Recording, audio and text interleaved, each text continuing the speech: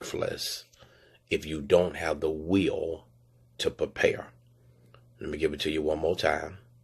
The will to win is worthless if you don't have the will to prepare. I wanna give you this, and I pray that it would help you, because I want to help you in strategic thinking, to help you really formulate and implement whatever it is that God has given you to achieve your desired objective. Number one, this is what I want you to write down: put the right people in the right places. Put the right people in the right places. Let me give it to you again. Put the right people in the right places. It is very critical that you actually include your team as part of your strategic thinking process, or even in your plans. Because before you can implement any plan, you must make sure that you have the right people in place. Did y'all hear what I just said? When you deal with strategic thinking, it really will not help you if you don't take into account the people being part of your equation. They are a very strong part and entity of the equation of your implementation process. Everything comes together when you have the right people in the right place. However, when you put together the components, the right people, the right place, and the right plan, everything is going to work the way that it should work. But if you only operate in one of the few, I'm telling you, you're going to miss some key intimate elements. You're going to miss some key things that you need to really have into its proper perspective. And what ends up happening is it takes you a long time when you could actually get there. Some of you right now are taking a 40-year journey when it only was supposed to get you there for a certain amount of days. So you want to make sure that you put the right people in the right place. That's number one. Number two, once you put the right people in the right place, here's number two, you got to keep repeating the process. I want to give you this, and I pray that you receive this. Strategic thinking is like showering. You have to keep doing it. You have some people that want to take one week baths. You got people that want to take 3-day week baths. And what ends up happening is it doesn't get you where you need to be and get all the residue off from the day before. If you expect to actually solve any major problem just one particular time, you're not going to get very far. You got to keep on doing it. You're going to be in for total disappointment if you only know how to settle and shout and run and skip and be excited over one victory. I must tell you, one victory don't excite me. People look at me a lot of times and they'll say, why aren't you ever excited about a certain thing? Because although I'm out of this, I'm on to the next project. And while I'm doing the actual project that I'm in, I never get a chance to savor that moment because I know that something else is coming down the road that I have to be part of. So little things may be systematically, but hear me, they won't be won through the systems of personal discipline. You want to make sure that in any major area or issue in your life, if they need any type of form of strategic thinking, you have to take the time to think that process through, to walk it through, and then once you get there, you have to keep repeating that same process. If you ever want effective strategic thinking, you got to be a continuous thinker at all times. You must do that, because nothing is more embarrassing as watching someone do something that you said could not be done. Did y'all hear what I just said? Nothing is so embarrassing as watching someone to do something that you said could not be done.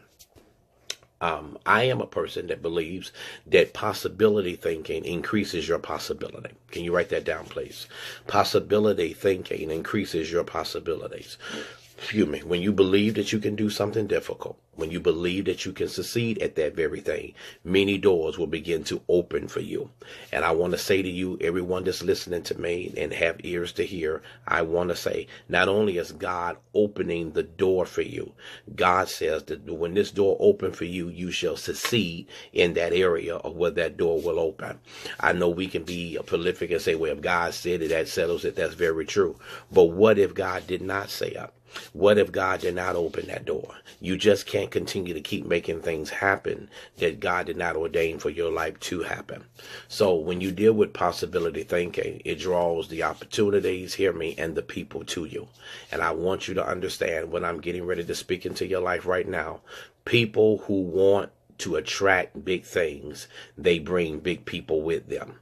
If you want to achieve big things, you need to make sure that you already see yourself in that particular desired place.